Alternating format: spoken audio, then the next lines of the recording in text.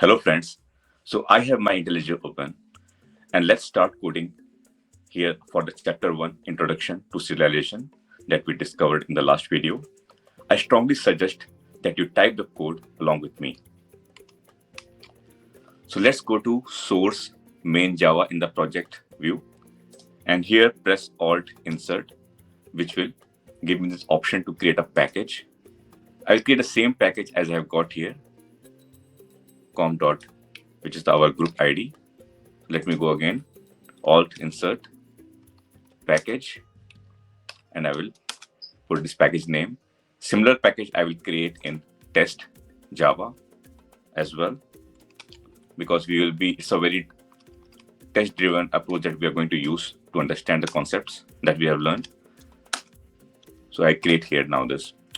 And now let's start me with a very basic object without any fields. So before that, I will also create the package structure in the form of chapters. So again, I will create a package based on the chapter 1, which is chapter 1, chapter 01's underscore introduction. Because this was our chapter, first chapter that we discussed in the last video. So I'll create the same package name here and do like this. Similarly, I will do it here.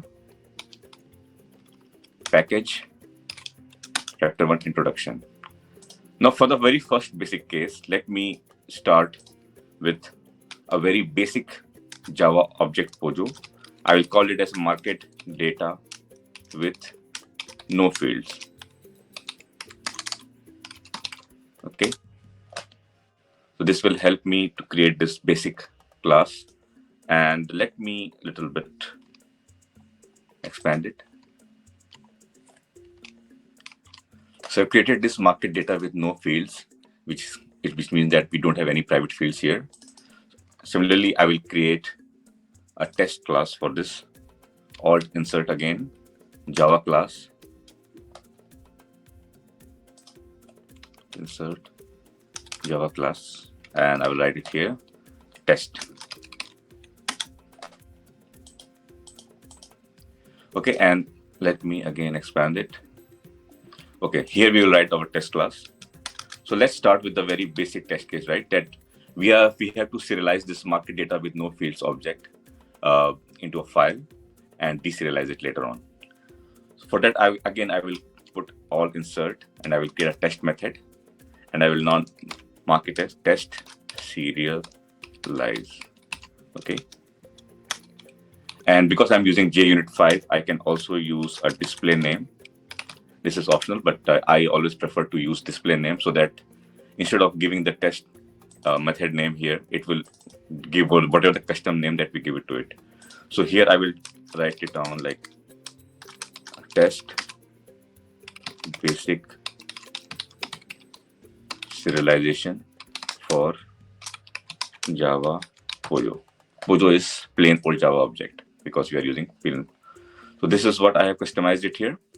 So first of all, we need to create an object for this MarketData with no fields, right? So for that, I can just do like this, that I will create a new MarketData with no fields, right? Without any default constructor. And I press Ctrl Alt V, which means that it will create me this object. So I can take the default. So I will take MarketData just instead of this. And because we are using Java 11, so we can just use final var. Okay. Now we need to create a file, right? And for that, where we will serialize this MarketData object using ObjectOutputStream dot write object. Okay.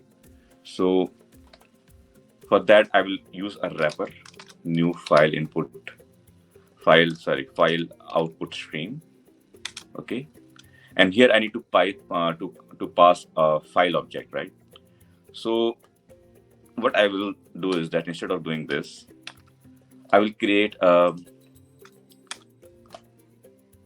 class level variable here, which is private file, and I will call it a serialized file. And I will set it up before this test method is run. So for that, I can create like this. So alt insert again, setup method. Okay, setup method where we can actually create this file variable which we can store here. So in the setup method, I will use path. The Java NIO is quite advanced now, and we can just use path of, and I will use our source. I will use this folder, source test resources. Okay, so it will be source test resources, and then I will give the name of this test class which we are running. So our file name would be marketData with no fields test dot ser. Okay, ser just for that because it will be in the binary format. So I will use this. Again, I press Control Alt V. Okay, then it will give me, I will use serialization path enter. And as mentioned before, that we are using final var. So we can use final var of serialization path. And now we know that from this original file, we can initialize it to this path. So it's like serialization path dot to file. Okay. Now we'll see that if this file exists or not. So if serFile.exists, here in first case it will not exist, right? So I will just put as not exist, then only it will create it. So it will be serFile.create new file. Okay. Again, Control Alt V, which I will use as just give a better name, success. And it is showing me some warning here. So Alt enter, add exception to method signature, which is fine. And again, I will use a final var here. Okay. And this is our first assertion that whether it's true or not. So I will use assert true. And it should be success. Okay. So we will add this, alt enter again, and it has added this. Okay.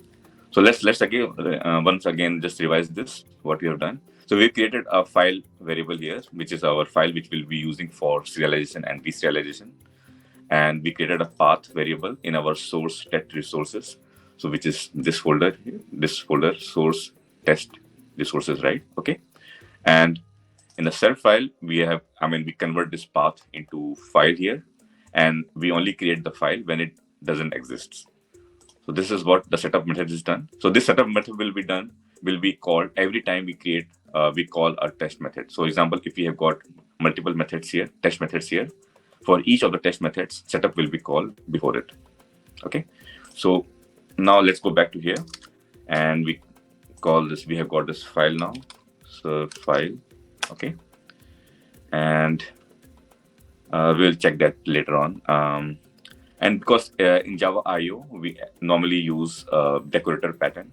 So we can decorate this object here by using a new buffered. It's always a best practice to use the buffered output stream, because it will keep the file bytes into the buffer before passing into the kernel and flush it only when it's needed. It saves it performance-wise, it improves a lot. And finally, we need to have this ObjectOutputStream as the final wrapper over this, and new ObjectOutputStream. And let me make it a little bit better, and okay, like this. And again, we need to add the exceptions to the method signature. And similarly for ObjectOutputStream, all enter, just this one, okay. And again, let me use it into, because we are going to use try open a file, and so better to use try with resources, because it will automatically release the resource. Otherwise, there would be a lot of file handle threads which could be open if we don't close it properly. So here we again, first of all, I will use a final var of O. I will call it as ObjectOutputStream as a variable and use this.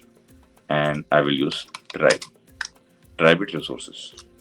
So by try with resources, it can be done just like this. Remove this, and yeah, here we go.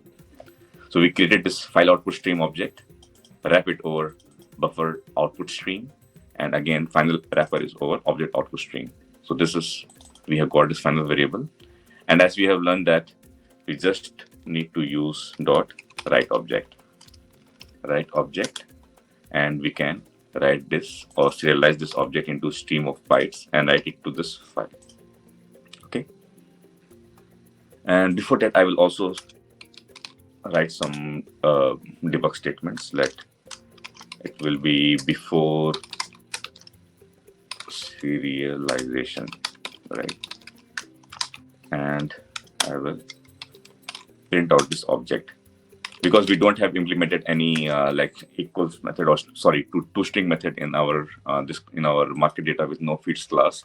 It means that when we print this object variable, it would be printing the full class name at the rate of the hash code. Hash code is actually would be the address of the memory, which would be encoded into a hash code. Okay, so this is what we have done. So let's run this test case. I will just click this button. I expect this to fail. You will see the reason that why it will fail. So as we see that this is error, that is not serializable exception, right? So the reason that why it failed is, let's go back here. If I click this object class, so we are not implementing the serializable interface. That's why it failed. That's why it was showing as non-serializable exception. Okay, let's run this again. This time it should work. So you can see this time it works properly. Have a green tick signal here. And let's also check whether the class has been created here. So you can see that this is our binary class, which stores the stream of bytes for this object already created here. Okay. Now let's do the same for deserializing this. Now we want to load that object back.